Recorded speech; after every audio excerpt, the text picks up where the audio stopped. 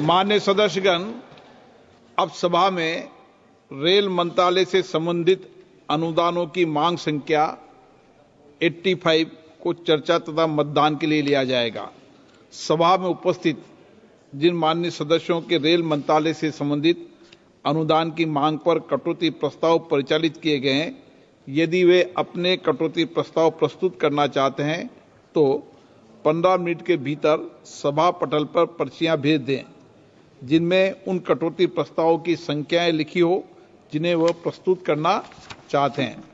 इस प्रकार प्रस्तुत की गई कटौती प्रस्ताव की क्रम संख्याओं को दर्शाने वाली सूची कुछ समय पश्चात सूचना पट पर लगा दी जाएगी। यदि सदस्यों को उस सूची में कोई विसंगति मिले तो उसकी सूचना तत्काल सभा पटल पर मौजूदा अधिकारी को बताएं। रेल मंत्रालय के नियंत्रणाधीन अनुदानों की मांगों पर चर्चा। सुश्री वर्षा गायकवाड़। आज माननीय सदस्य, देर रात्रि तक रेल मंत्रालय पर चर्चा हो सकती है, तो मेरा आग्रह है कि अधिक से अधिक माननीय सदस्य इसमें भाग लें और अधिक से अधिक माननीय सदस्य बैठें। सुश्री वर्षा गायकवाड़, 2 दिन तक। सम्मानीय अध्यक्ष महोदय, मैं रेल मंत्रालय पर चर्चा में बोलने के लिए खड़ी हूँ और आपने मुझे इसके बोलने के लिए अवसर दिया। मैं आपका सबसे पहले तो बहुत सारा धन्यवाद व्यक्त करना चाहती हूँ। रेल हम भारतीयों के लिए सिर्फ एक यात्रा का साधन नहीं है सम्मानीय अध्यक्ष महोदय, वो हम सब के लिए यादों से जुड़ी है, हम सबके जरूरतों का हिस्सा है और भारतीय रेल हम सबका जीवन का अविभाज्य अंग है। हम सम्मानीय अध्यक्ष महोदय देखते हैं कि बड़े पैमाने पे जब चर्चा होती है तो हमने देखा है ये जो सरकार है नामकरण करने में बहुत बड़ी होशियार है और बहुत बड़े बड़े नाम देती है। इस बजट को भी रिकॉर्ड बजट का नाम देने का जो है रेल मंत्रालय का काम इस सरकार ने किया है। हमने देखा निपुण भारत, विकसित भारत, आत्मनिर्भर भारत, अलग अलग नाम, make in India, startup India, अलग अलग नाम देने का काम इस सरकार के माध्यम से होता है। लेकिन सम्मानीय अध्यक्ष महोदय, अगर हम जमीनी हकीकत की बात करें तो इस बजट को मैं ये कहूंगी ये रिकॉर्ड बजट नहीं है, ये पूरी तरह से जो है ये फेल बजट है। ये मैं आपके माध्यम से सबसे पहले कहना चाहती हूँ। आज इस बजट में बड़े बड़े आंकड़ों को बताया गया है, बड़ी बड़ी नई ट्रेन की घोषणाओं की बात की गई है, लेकिन अगर आप बुनियादी स्तर पे, अगर जमीनी स्तर की आप बात करें तो कोई भी समस्या को इसने सॉल्व नहीं किया है। आज भी वो समस्या बजट फेल थोड़ी होता है, कोई बजट फेल नहीं होता। तो मैं अध्यक्ष महोदय आपसे आप मुझे संरक्षण दे, आप मुझे संरक्षण दे जी। तो बुनियादी ढांचे के ऊपर मैं बात करना चाहती हूँ। मैंने देखा जब भी मैं संसद में आई तब से मैं देख रही हूँ, मुझे ऐसा लग रहा है हर चीज जो है 2014 के बाद से ही हुई है। जैसा आप सबको मालूम है, जब भी हम चर्चा करते तो भारतीय रेल का उगम भी अगर 2014 में आप लोग कहेंगे, जैसे किसी सदस्य ने कहा था कि स्वतंत्रता की जो है 2014 से हुआ है, तो मुझे यह कहना पड़ेगा कि तथागत गौतम बुद्ध ने कहा था सूर्य, चंद्र और सत्य ना कभी छुपा है ना कभी छुपेगा। तो यह सत्य बिल्कुल सामने आएगा। तो आप कितना भी इसको रिकॉर्ड ब्रेक आपका बजट कहिए, लेकिन बिल्कुल ही आपका रिकॉर्ड ब्रेक बजट नहीं है, यह आपका फेल बजट है। ये कैसे, मैं सम्मानीय अध्यक्ष महोदय आपको बताना चाहती हूँ। 2.5 लाख करोड़ का बजट है और वो भी कैपिटल एक्सपेंडिचर है। मैं इसमें एक चीज बताना चाहती हूँ, अंग्रेजी में एक कहावत है, devil is in the details. इसका मतलब क्या है सम्मानीय अध्यक्ष महोदय? इस बजट के आप अगर प्रावधानों को देखेंगे तो आपको रेल का पूरा बजट अगर आपने देख लिया तो आपको पता चल जाएगा कि 8,20,000 करोड़ बजट है, जिसमें से 2,55 करोड़ रुपया जो है ये बजट भारत सरकार की बजटरी सप्लाई से के माध्यम से रेलवे को मिला है। और जो बाकी का बजट है, जो 5,65,000 करोड़ रेल का बजट है, जो उन्होंने अपने रेवेन्यू से जोड़ा है। तो इसका मतलब आप क्या समझ रहे हैं कि भारत सरकार ने रेलवे मंत्रालय को कितनी मदद की है? भारत सरकार ने रेलवे मंत्रालय को जो सपोर्ट किया है वो लगभग जो है 25% करने का काम जो है भारत सरकार ने किया है। तो रेलवे अपने आप ही चलने का काम कर रही है, रेलवे मंत्रालय खुद अपना रेवेन्यू बढ़ाने का काम कर रहा है। और मैं आश्चर्य की बात यह बताना चाहती हूँ सम्मानीय आपको कि इसमें जो कैपिटल एक्सपेंडिचर आया है, जो पिछले साल का कैपिटल एक्सपेंडिचर था और इस साल के कैपिटल एक्सपेंडिचर को आप कंपेयर करेंगे तो 1 रुपया भी सम्माननीय अध्यक्ष महोदय इसमें बढ़ाया नहीं गया है। तो ये बजट किसके लिए आप कहते हैं कि रिकॉर्ड ब्रेक बजट है? ये मेरा सबसे पहला कहना है। रेल हमारे सबके जीवन की क्या है? जीवन रेखा है। हम सुबह से शाम जो है इसको मानते हैं क्योंकि इससे हमारा जीवन चलता है। लेकिन आज क्या परिस्थिति है? आज यह परिस्थिति है कि जो हमारी जीवन रेखा है वो आईसीयू में भर्ती है और जो है वेंटिलेटर पे चल रही है। ये दुर्भाग्यवश हमारी जो है रेल की अवस्था इन्होंने करने का काम किया है। अगर अध्यक्ष महोदय मैं आपको बताऊं, ऑपरेटिंग रेशियो अगर आप देखेंगे तो 98.43% है, इस तक पहुंच गया है। तो आपको मैं इसका मतलब बताना चाहती हूं, इसका मतलब है कि रेलवे जितना पैसा कमाती है उतना पैसा वो खर्च करने का काम करती है। यहाँ पे मुझे आपको एक कहना पड़ेगा, एक मैं कहानी बताना चाहूंगी। एक इंसान पूरा महीना काम करता है, पूरा महीना काम करने के बाद सैलरी लाता है, सैलरी को जो है पूरा खर्च कर देता है और अपने ईएमआई भरने के लिए उधार लेता है और फिर जोर से कहता है कि मैं आत्मनिर्भर हूं। वैसी ही अवस्था इस रेलवे की हुई है। सम्माननीय अध्यक्ष महोदय, मैं यहां से बताना चाहती हूं, सम्माननीय अध्यक्ष महोदय, मेरा दूसरा जो मुद्दा है वो है रेलवे की वित्तीय सेहत के बारे में। अब इनकी सेहत की भी हमें चिंता करने की बहुत सारी जरूरत है। अगर सम्माननीय अध्यक्ष महोदय आप आज इनकी वित्तीय सेहत देखें तो आपको पता चल जाएगा 2022 और 2023 में रुपए जो है 4,300 करोड़ मतलब 4,300 करोड़ का जो है इन्होंने लक्ष्य रखा था, लेकिन इनको मिले कितने रुपए? 3,400 करोड़ रुपए, मतलब 900 करोड़ का इनका नुकसान हुआ। 2023 और 2024 की बात करें तो इनका बजट था 3,000 करोड़, इनको मिले कितने? 2,943 करोड़ रुपए इनको मिले। इसका मतलब इनका नुकसान 57 करोड़ का हुआ। 2024 और 2025 की बात करें तो इनका जो था वो बजट था, लक्ष्य था 3,000 करोड़।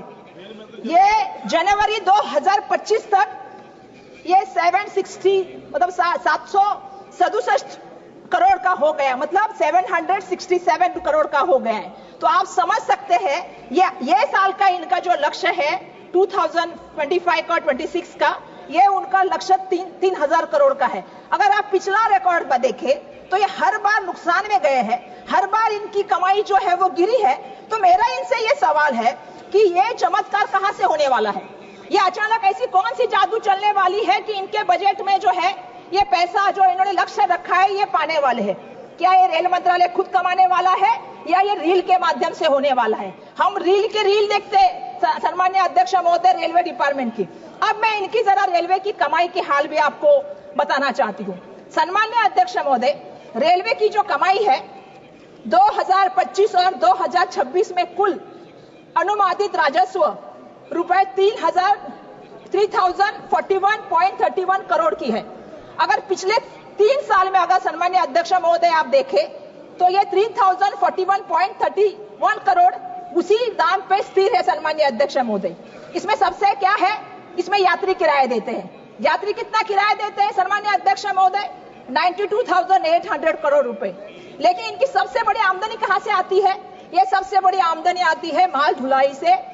1,88,000 रुपए करोड़ जो इनको मिलता है वो माल ढुलाई से मिलता है। और ये खुद रेलवे भी एक्सेप्ट करता है, अगर इनका इनकम का कोई सोर्स है और इनका बिजनेस अगर किसी चीज से चलता है तो माल ढुलाई से चलता है। लेकिन इसमें भी मैं कुछ बताना चाहती हूँ, क्योंकि इसमें भी जमीनी हकीकत अध्यक्ष महोदय कुछ अलग है।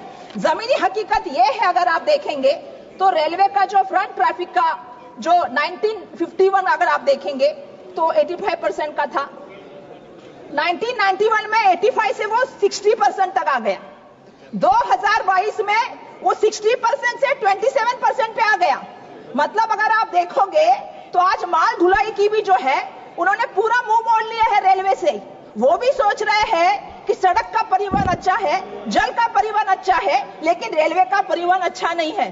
तो आज आप समझ सकते हो इन्होंने एक नेशनल प्लान बनाया है सरकार ने, और नेशनल प्लान में जो नेशनल रेलवे का इनका प्लान है 2030 का, इसका इन्होंने लक्ष्य रखा है। और लक्ष्य क्या रखा है? 45% इसको बढ़ाना है। अगर आप पिछले सालों का रिकॉर्ड देखें 91 से लेके अब तक 1951 से अब तक का, तो जो 85% का था वो अभी 27% तक आ गया है। अब ये बात कर रहे हैं कि 2030 में हमें 45% जाना है। तो मेरा ये कहना है कि ये आप कैसे कर सकते हो, इसके बारे में भी मुझे आपसे पूछना है। आज मैं रेलवे मंत्री को इस माध्यम से प्रश्न पूछना चाहती हूँ। मैंने तो रेलवे का हाल देखा।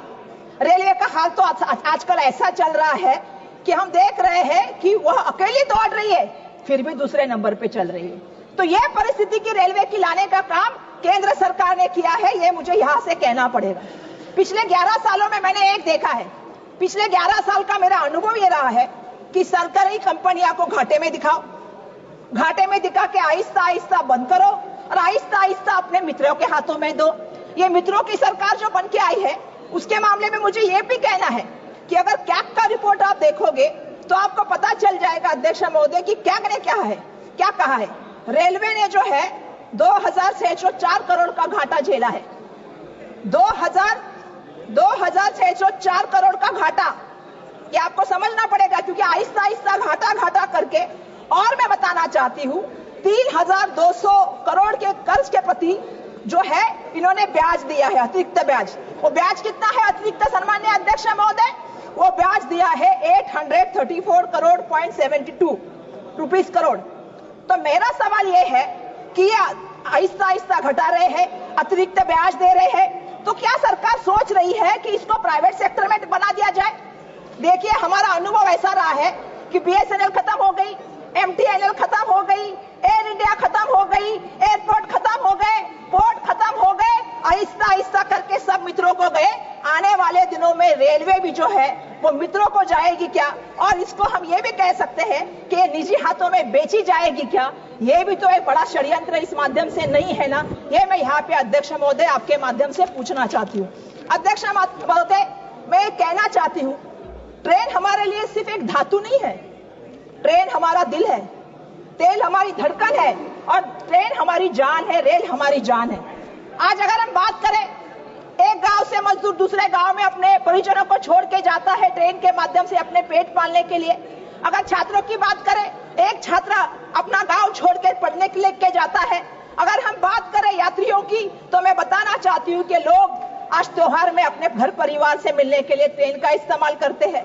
कुंभ की बात करें तो महाकुंभ में आपको मालूम है कि करोड़ों लोगों ने ट्रेन से जो है प्रयागराज पहुंचने की कोशिश की है। तो मैं ये कहना चाहती हूँ, जब हम ट्रेन के साथ इतने जुड़े हुए हैं, लेकिन आज ट्रेन की परिस्थितियां क्या है सन्मान्य अध्यक्ष महोदय? आज लोगों को जो डब्बा होता है, जो यात्री डब्बा होता है, जनरल डब्बा होता है, उसमें जो है जानवरों की तरह घुस के जो है खड़ा होने पे मजबूर किया जाता है। ये सबसे बड़ी सन्मान्य अध्यक्ष महोदय बहुत गलत बात हो रही है। हम देखते हैं एसी कोच में कभी कभी क्या होता है, हम एसी कोच में हम गाड़ी में जा रहे थे, हमने देखा ऊपर से पानी टपकता है, पीने के लिए पानी नहीं मिलेगा, पर एसी कोच में जो है ऊपर से पानी टपकता मिलेगा। 12-12 घंटे आपको ट्रेन के लिए इंतजार करना है, बैठने की व्यवस्था नहीं है, खाने की व्यवस्था नहीं है, पीने की व्यवस्था नहीं है। सन्मान्य अध्यक्ष महोदय, प्लेटफॉर्म पे क्या है? प्लेटफॉर्म पे गंदगी के बड़े से बड़े जो है अंबार खड़े हैं। सुरक्षा की बात हम क्या करें? सुबह हमारी लड़कियां ट्रेन में गई थी 7 बजे, उसके ऊपर बलात्कार हुआ, तो सुरक्षा की व्यवस्था क्या है? सन्मान्य अध्यक्ष महोदय, मैं एक बात पूछना चाहती हूँ, जहां भीड़ भाड़ के स्टेशन होते और जहां भगदड़ मच के मौत होती है, दिल्ली की घटना को आप देख लीजिए अध्यक्ष महोदय, दिल्ली की घटना को हम देखते हैं, भीड़ भाड़ हो गई, लेकिन रेलवे प्रशासन के अधिकारी बचाव यंत्रणा का काम छोड़ के, बचाव कार्य छोड़ के सरकार को बचाने में जुड़े हुए थे। हमारी बात पत्रकारों तक नहीं जानी चाहिए, हमको उसको नकारना है, हमको इसको बोलना नहीं है, हमको इसको छुपाना है। यह बचाव कार्य रेलवे के प्रशासन के माध्यम से चालू था। आनन फानन में रात को मुआवजा दिया गया, जिनकी मौत हुई, जो घायल हुए, जो आहत हुई, उसका कोई भी जो है सन्मान्य अध्यक्ष महोदय बात लोगों के सामने नहीं आई। हमने अयोध्या स्टेशन में देखा, हमने प्रयागराज स्टेशन में देखा, ये क्या चल रहा है? ये सब क्या चल रहा है? ये मैं आपके माध्यम से पूछना चाहती हूँ सन्मान्य अध्यक्ष महोदय। जब वक्त आता है तो खुद की पाट तपतपाते हैं, जो वक्त आता है तो रील बना के डालते हैं, और जब ऐसा समय आता है तो चुप्पी क्यों साधते हैं? ये भी मेरा इनके माध्यम से सवाल है कि इनको इस पे भी बोलना पड़ेगा सन्मान्य अध्यक्ष महोदय। पिछले दिनों हमने महाराष्ट्र में घटना देखी, एक जलगांव की घटना हुई, एक पुष्पक एक्सप्रेस जा रही थी मुंबई की तरफ, और वहां पे अचानक से भगदड़ मच गई कि कहां गया, ट्रेन में आग लगी है, ट्रेन में आग लगी है। लोग कूद गए ट्रेन से बाहर, सामने जो है वहां से बेंगलोर एक्सप्रेस आ रही थी, उसके नीचे लोग कुचले गए। 13 लोगों की मौत हो गई, इसका जिम्मेदार कौन है? सम्मानीय अध्यक्ष महोदय, मुझे आपसे पूछना है। अगर वहां पे कोई कम्युनिकेशन नहीं के माध्यम नहीं है तो ट्रेन के अपघात आप कैसे रोक सकते? आज अगर बात करें प्लेन में, आप देखेंगे कि कभी हवा का दबाव हो गया, टर्बुलेंस आ गया, तो हवा का दबाव कम हुआ तो आपके ऑक्सीजन मास्क आते हैं, टर्बुलेंस आ गया तो आपको सीट बेल्ट की बात आती है, कोई आपसे कम्युनिकेट करता है। लेकिन ट्रेन में जब घटना घटती है तो आपसे कम्युनिकेट कौन कर सकता है? ये भी मेरा सवाल है। सम्मानीय अध्यक्ष महोदय, हमारे परेल में एक घटना हुई, प्लेटफॉर्म पे चर्चा हुई, प्लेटफॉर्म में अफवाह फैली और लोग भागते भागते गए, एक दूसरे के ऊपर चलते गए। ऐसी घटनाओं में जो मौत होती है उसका जिम्मेदार सरकार को रहना चाहिए, ये मेरा यहां से सम्मानीय अध्यक्ष महोदय कहना है। सम्मानीय अध्यक्ष महोदय, मेरा आपके माध्यम से और भी कहना है कि 2024 में 8 महीने में कितने अपघात हुए? 29 ट्रेन के दुर्घटनाएं घटी है। कितने लोगों की यात्री की मौत हुई? 313 यात्रियों की मौत हुई, 4 रेलवे कर्मचारियों की मौत हुई। आज रेलवे की हालत ऐसी है, अगर आप देखोगे तो मैं आपको बताना चाहती हूँ कि हमने देखा बहुत सी जगह पे हुआ, बालासार में, सब जगह पे, बड़ी बड़ी जगह पे, पश्चिम बंगाल में बहुत जगह पे बीच में हुआ दुर्घटना। कुछ तो सीखना पड़ेगा। आप सुरक्षा कवच की बात करते हैं, मंत्री महोदय भी है नहीं, मंत्री महोदय ने सुरक्षा कवच की बात की। हमें तो लगा था सुरक्षा कवच ट्रेन के लिए आएगा, लेकिन दुर्भाग्यवश सुरक्षा कवच तो मंत्री महोदय को देने का काम हुआ है। अरे आप कुछ तो भूतकाल से भी सीखिए, लाल बहादुर शास्त्री साहब से भी तो कुछ सीखिए। जब दुर्घटना हुई थी तो खुद जिम्मेदारी लेके लाल बहादुर शास्त्री साहब ने रिजिग्नेशन दिया था, लेकिन ये मंत्री महोदय ऐसे हैं, इनके 11 महीने के कार्यकाल में 29 रेल के एक्सीडेंट हुए हैं, फिर भी इसके टस से मस होने का काम ये नहीं करते। ये सबसे बड़ी बात मुझे यहाँ पे कहनी है। अगर रेल की बात हो और मुझे अगर हालात कहने की बात हो तो मुझे मुंबई के बारे में तो कहना पड़ेगा, क्योंकि मुंबई जो है वो आप सबको मालूम है कि सबसे बड़ी मुंबई की, हम तो कहते हैं मुंबई चलती ही रेल से है, तो मुंबई की अगर लाइफलाइन किसको कहते हैं तो रेल को कहा जाता है। मैं आपसे कहना चाहती हूँ, आज क्या सवाल है मुंबई की हालत का? जो हमारी रेल की हमारी जो लाइफलाइन थी वो आज लाइफ सपोर्ट पे आ गई है। मेरा मंत्री महोदय नहीं है, नहीं तो मैं मंत्री महोदय को आह्वान करना चाहती थी, चलिए मेरे साथ सुबह 7 बजे चर्चगेट स्टेशन के बाहर, चलिए आप विरार से चर्चगेट आइए, आप कल्याण से सीएसटी आइए और शाम को वापस मेरे साथ उसी ट्रेन में चलिए। आप देखिए लोगों की अवस्था क्या है। सम्मानीय अध्यक्ष महोदय, लोगों को बैठने नहीं, खड़े रहने के लिए जगह नहीं है। आज पहली बार मैं ये भी चीज कहना चाहती हूँ कि क्या हो रहा है हमारे मुंबई में। मुंबई में लगभग लोकल ट्रेन में 2468 लोगों की जो है वो मौत होती है, वो अपनी जान गंवाते हैं सम्मानीय अध्यक्ष महोदय। और मैं उसमें भी कहना चाहती हूँ, उसमें से उसके साथ 1151 लोग ये कैसे मरते हैं मालूम है? ये पटरी से चलते हुए, पटरी बदलते हुए मरते हैं। आज भी हमारी समस्या क्या है? हमारे पास ओवरहेड का ब्रिज नहीं है। आज भी 12-12, 15-15 घंटे ट्रेन लेट हो जाती है, लोग पटरियों से चल के जाते हैं। तो इनकी सुरक्षा कौन करेगा? इनकी रक्षा कौन करेगा? सम्मानीय अध्यक्ष महोदय, मुंबई के ट्रेन के अपघात में 2697 लोग घायल होते। तो ये परिस्थिति मुंबई की है, जो मुंबई देश की आर्थिक राजधानी, जो देश में आप सभी लोग मुंबई को देखते हैं। मैं एक कहना चाहती हूँ कि इसके मामले में मैं कहना चाहती हूँ कि सरकार इतना पैसा देती है, सरकार 1 लाख करोड़ रुपया सुरक्षा के लिए देती है, तो ये सुरक्षा होती किसकी है? जब लोग पटरी में सुरक्षित नहीं, स्टेशन पे सुरक्षित नहीं, अगर हम देख के बाहर गांव में जाए तो हर ट्रेन को दरवाजे होते हैं, हमारे ट्रेन को दरवाजे नहीं होते, हमारे लोग गिरते हैं। तो ये सुरक्षित नहीं है तो किसके लिए 1 लाख रुपया खर्चा करती है? इसकी भी चौकसी होनी चाहिए। आपको समझनी पड़ेगी कि एक एक जान अनमोल है, एक एक जान की कीमत है। घर से इंसान बाहर निकलता है तो घर परिवार ये सोचता है कि मेरा बच्चा घर में आएगा कि नहीं आएगा। तो सरकार इस मामले में थोड़ा बहुत तो एहसास रखती है क्या? ये भी सम्मानीय अध्यक्ष महोदय, मेरे आपके माध्यम से ही सरकार को सवाल है, थोड़ा तो संवेदनशील हो जाइए, थोड़ा तो लोगों के बारे में सोचिए। ये मेरा इनसे यहाँ पे कहना है। हम कहते हैं कि भारतीय रेल का जो नेटवर्क है वो देश में नहीं, पूरे दुनिया में 4थे नंबर का है। हमारी पूरी दुनिया में हमारी भारतीय रेल 4थे नंबर का बड़ा नेटवर्क रखती है, और सबसे बड़ी आबादी का देश भी किसके पास है तो हमारे देश के पास है। लेकिन आज क्या परिस्थिति है सम्मानीय अध्यक्ष महोदय? परिस्थिति ऐसी है, 140 करोड़ लोग हैं हमारे देश में और ट्रेनें कितनी है? 13,000। तो अगर इसका कैलकुलेशन आप करें तो आपको पता चल जाएगा हर ट्रेन पर 1,07,000 ट्रेन में 1,07,000 लोगों का उसके ऊपर भार है, बोझा है। मतलब एक ट्रेन में कितने लोग घूमते हैं आप समझ सकते हो कि उसके ऊपर कितने लोगों की जिम्मेदारी है। तो ये मैं बोलना चाहती हूँ, हमारे मराठी पिक्चर सैराट में अभी 5 मिनट आदेश में 2 मिनट में हमारे मराठी पिक्चर में एक डायलॉग था, क्या था, मराठी मध्ये बोलू का इंग्लिश मध्ये सांगू, मराठी इंग्लिश में समझते कि नहीं। अब मुझे बोलना पड़ेगा ये हिंदी का सफर है कि इंग्लिश का सफर है, SUFFER। तो ये इंग्लिश का सफर है, लोगों को इससे जो है वो तकलीफ सहनी पड़ती है। दूसरी तरफ आप दाम की बात करें, अगर हम फ्लाइट से जाए 2 महीने पहले मुंबई से दिल्ली की फ्लाइट लें तो कितनी प्राइस है उसकी, 4,500 रुपए। और अगर हम यही जो है 15 घंटे ट्रैवल करके तेजस एक्सप्रेस से जाए, राजधानी से जाए, सेकंड क्लास की टिकट कितने की है, 4,300 रुपए की। अगर फर्स्ट क्लास की टिकट लूं तो 5,300 रुपए की।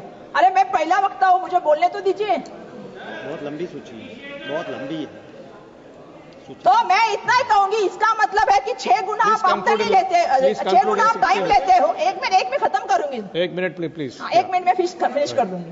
तो इसका मतलब है आप 6 गुना ज्यादा टाइम लेते हो और प्राइस भी ज्यादा लेते हो। मेरा यही कहना है कि ना हमें स्पा चाहिए, ना हमें मार्केट चाहिए, ना हमें सेल्फी पॉइंट चाहिए। हमें ये नहीं चाहिए। हमें क्या चाहिए मैं आपसे बताना चाहती हूँ।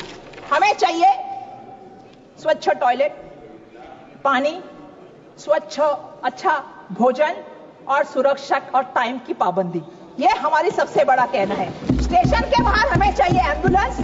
और मेरा एक कहना है, ये फैंसी इनॉग्रेशन और PR घोषणा से राजनीति से ऊपर उठिए।